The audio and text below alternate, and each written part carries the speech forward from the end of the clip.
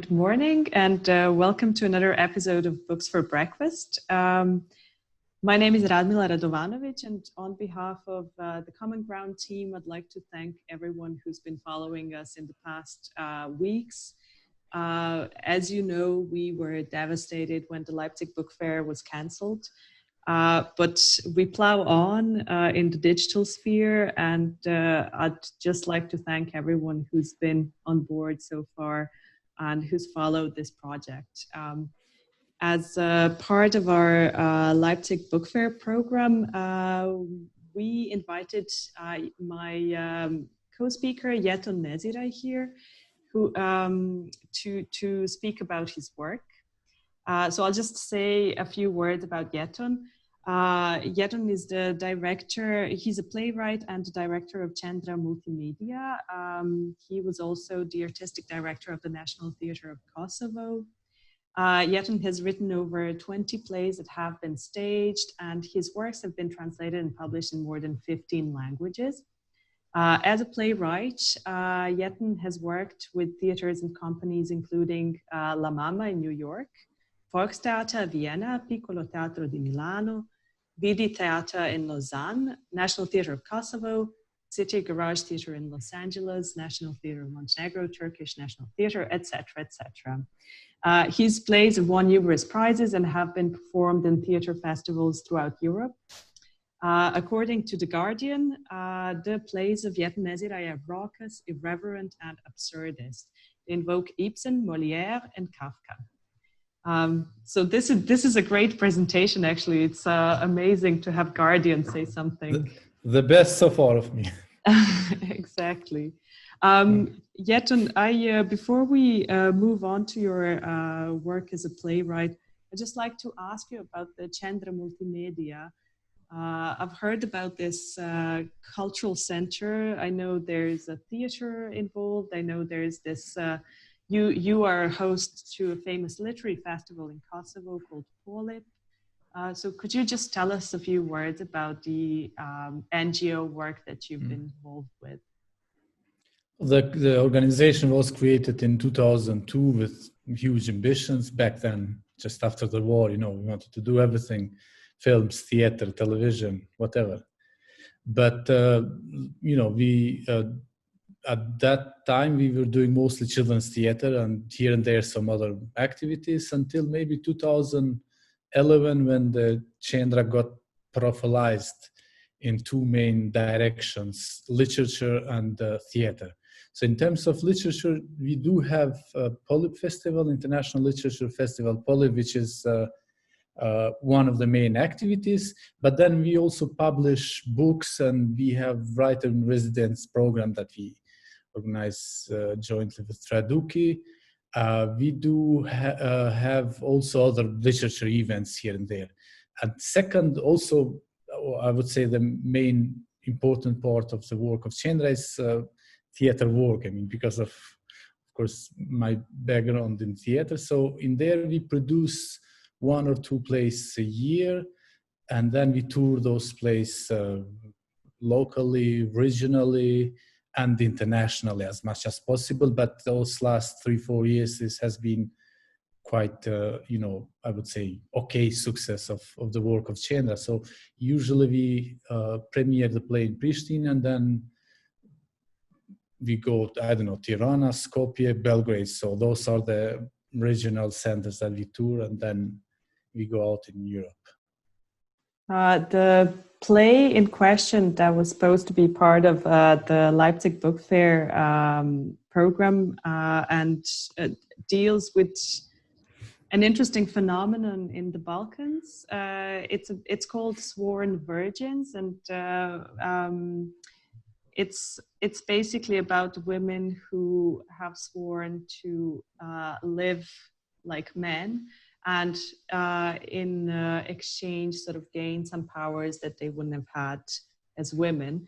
And it's something that is actually quite an exotic and rare occurrence these days, but back in the day when the patriarchal societies were even stronger in the Balkans, and in particular this phenomenon is typical of Albania, Kosovo, Montenegro, and then certain parts of maybe Croatia, Serbia. Bosnia, Serbia, and North Macedonia.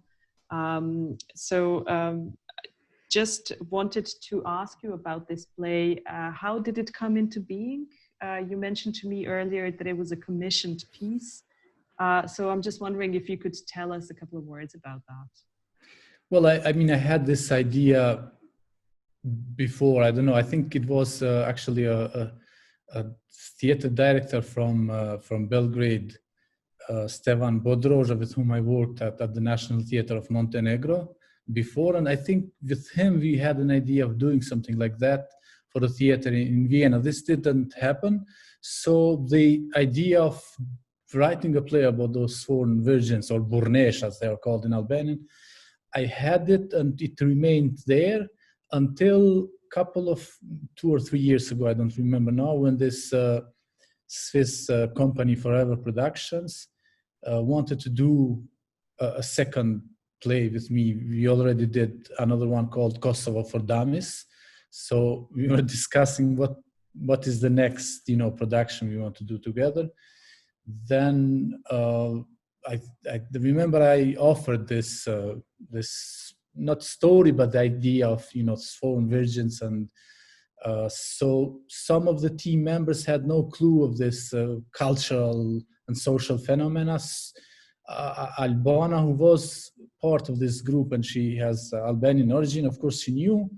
So then we kind of slowly decided that this might be an interesting topic, but I have to say that, also for people who hear it for the first time, this sounds as an exotic topic. My idea was to go a little bit beyond that and to see it, how this phenomena is now interfering, or is kind of, how it finds itself in this huge debate that we have around gender in all perspectives. So, I started to research, of course. Also living here, I was kind of grown up with this phenomenon by hearing, by reading, by, I don't know, meeting people who maybe met burrneshas or sworn virgins. But then I started to research, and slowly I kind of built it up, a story that was then written, or written as a play and then staged in Switzerland. It's true. It's kind of instead of focusing on the ethnological or anthropological, the play really kind of goes into this controversial topic of literally what happens in the play is this one burrnesha from Albania ends up in London in a gay club to do a performance, which she in the end refuses to do. But just this play of transgender on one hand, and something that's quite traditional actually, and sort of a kind of result of the extreme patriarchal society that these women live in, or men.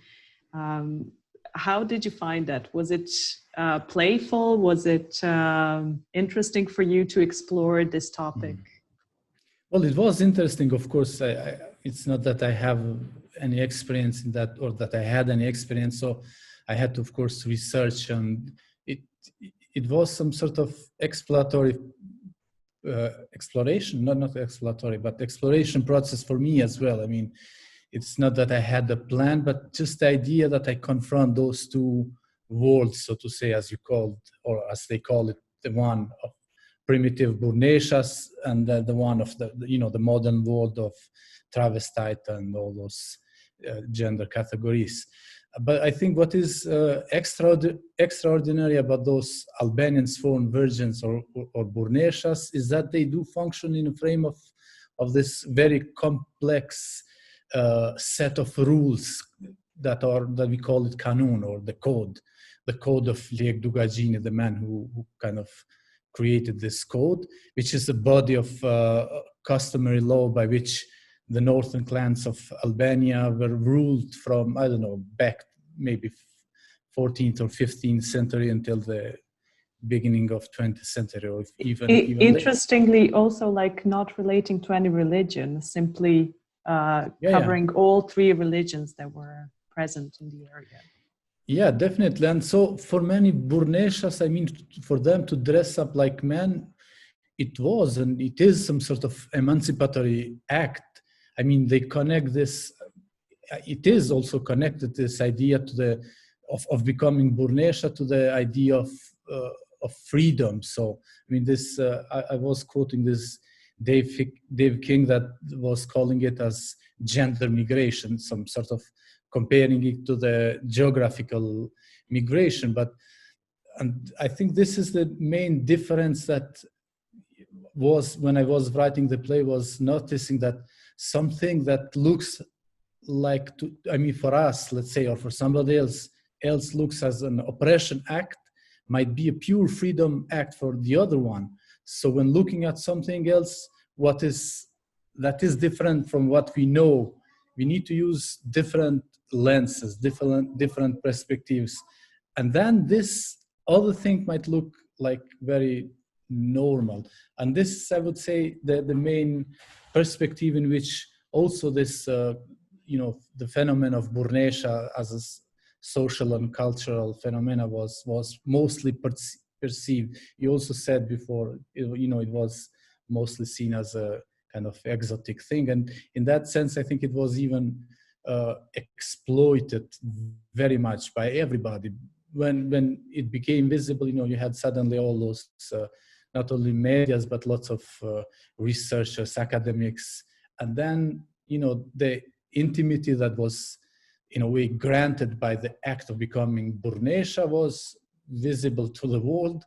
But in fact, they didn't gain anything. I mean, they just became exposed and, they kind of continued with the life. In this sense, I think it's hard to know how many of those burneshas are still active, but I think they say there are from 50 to maybe 150 burneshas. So, in the time I was writing the play, I was, of course, researching, and there are plenty of videos that you can actually see the way how they reflect, the way how they think. There are documentaries, there are films.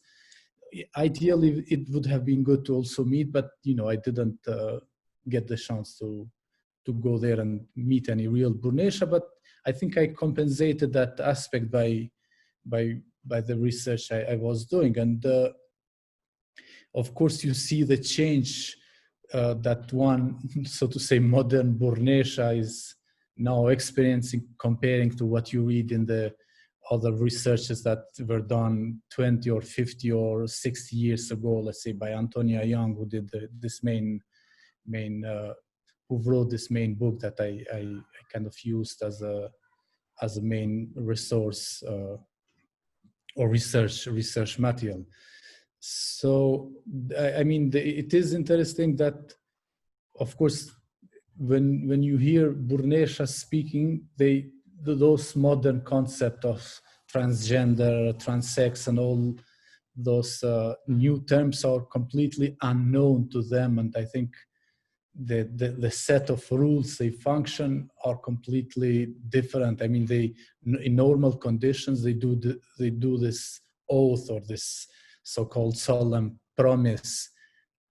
I mean, this is done in exchange to some sort of other privileges that they gain. I mean, economical or social privileges in a society that is, as we know, totally dominated by the men. So they give up something, but they also gain up something which are some of the men, privileges or social status compared to the men.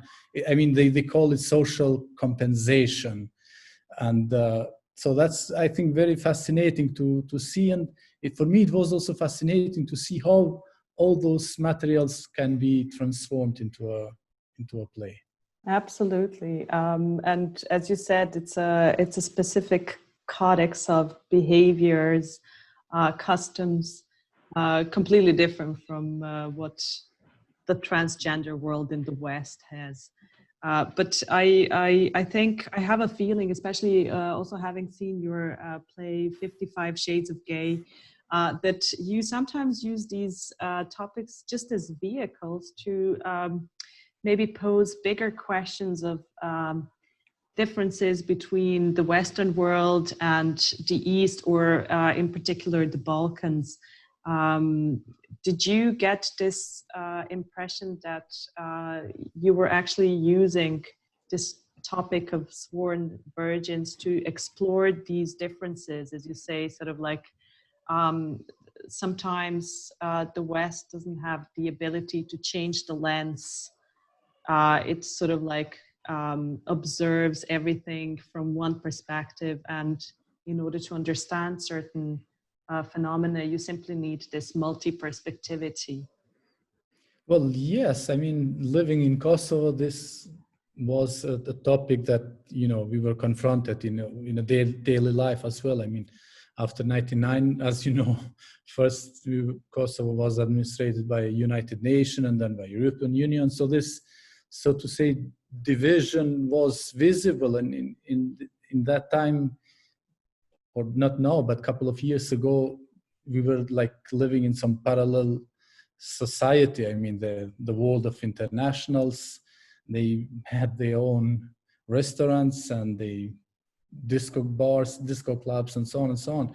So it was obvious that as a writer, I had to confront this and to see what are the differences, and to actually understand that there are lots of prejudices and stereotypes that have been created not only for Kosovo. So I've been dealing with this topic in many of the plays. So in 55 Shades of Gay, in Sworn Virgin, I have this in One Flew Over the Kosovo Theater, in Kosovo for Dummies, but also in the recent play I am writing for the Volksbühne that was supposed to be just now, as to premiere now in Berlin, but of course it's not going to happen. So we're going to convert it into some virtual project. Okay, I actually wanted to ask you about that, because I know you were supposed to come to Berlin and have this production. Unfortunately,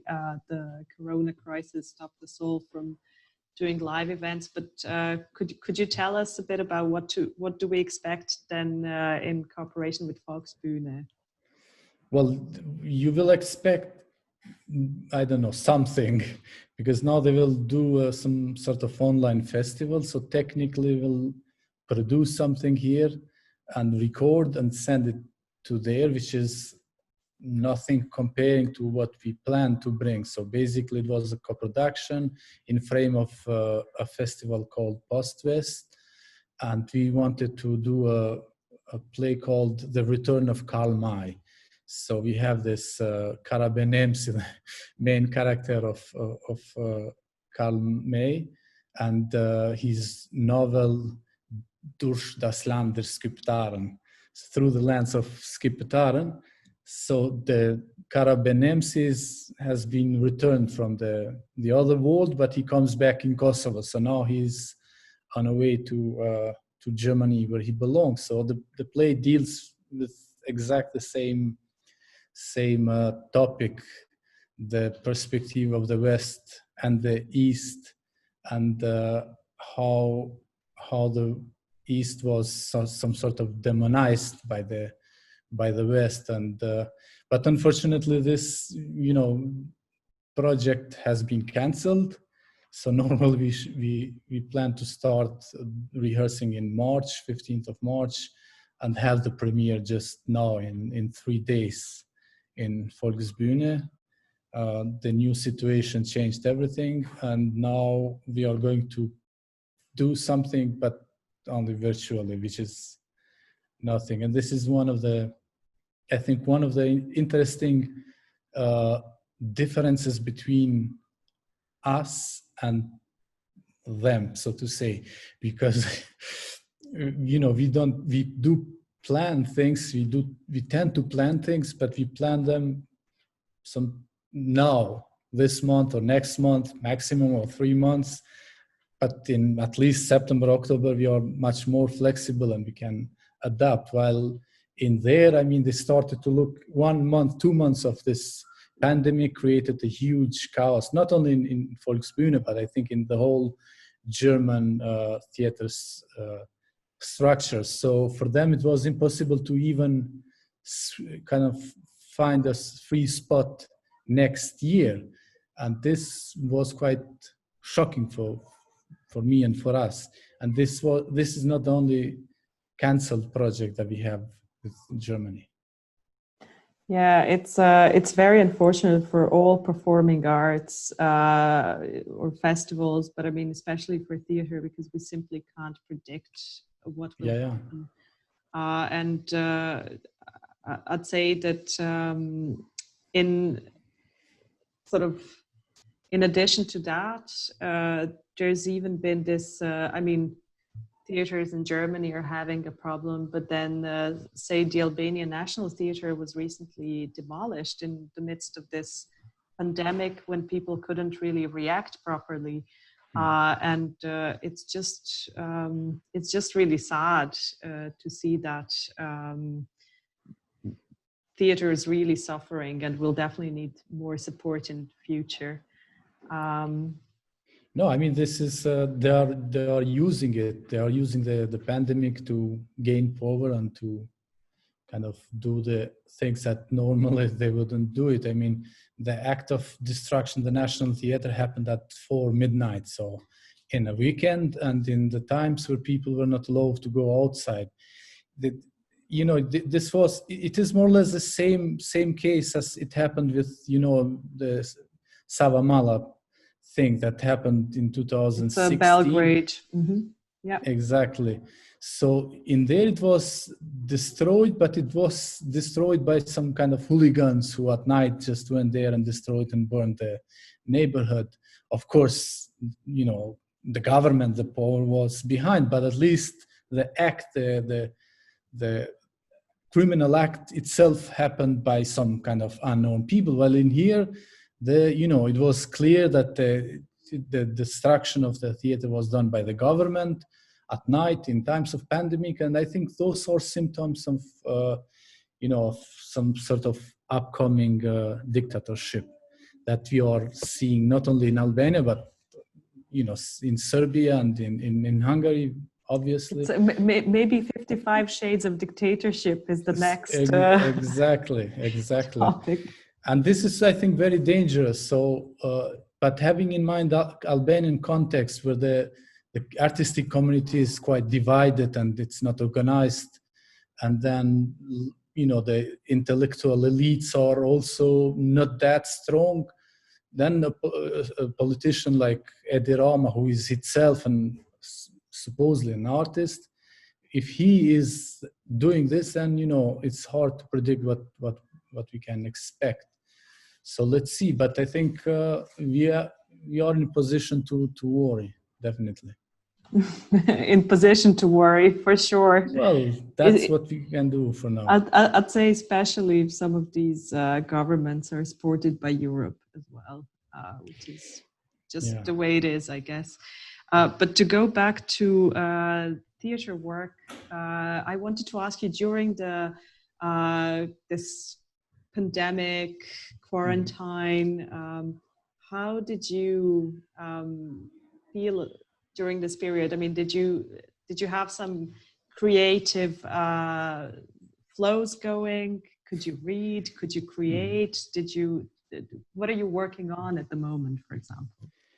I mean, for some writers, this is the ideal situation. I mean, lockdown home and being there and having enough time to write. But I don't think it's, very realistic to expect that, in 2 months you will be just writing, especially not in situations like this. So personally, 2 or 3 weeks I was, I don't know, sleeping, eating and drinking, and not even being able to catch the rhythm of reading, But then after, in the third week, then I kind of started.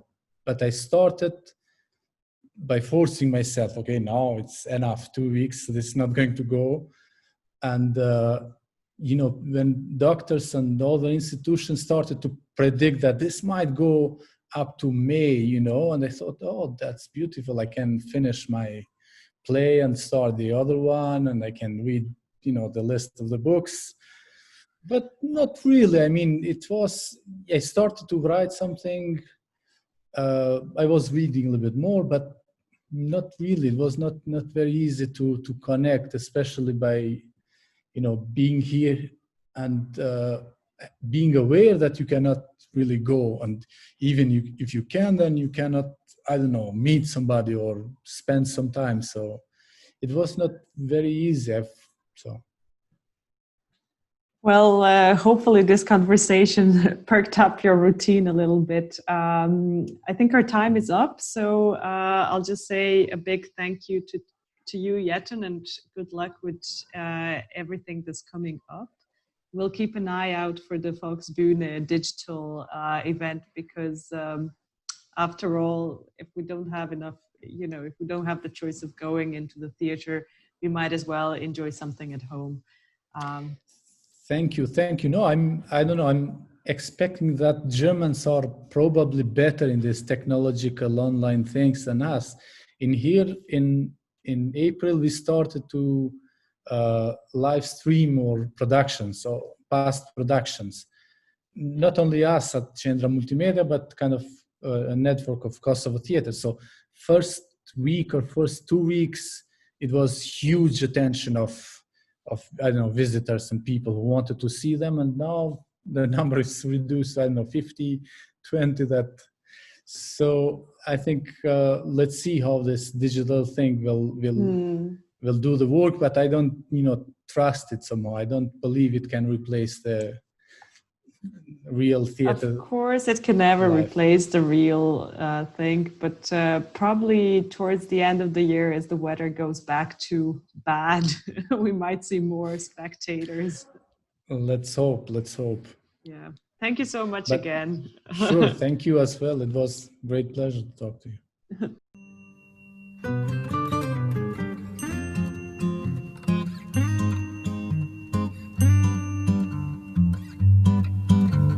Mamma mia floreressa, se spale di diminuazza, vende flori le per piazza, vende flori le per piazze.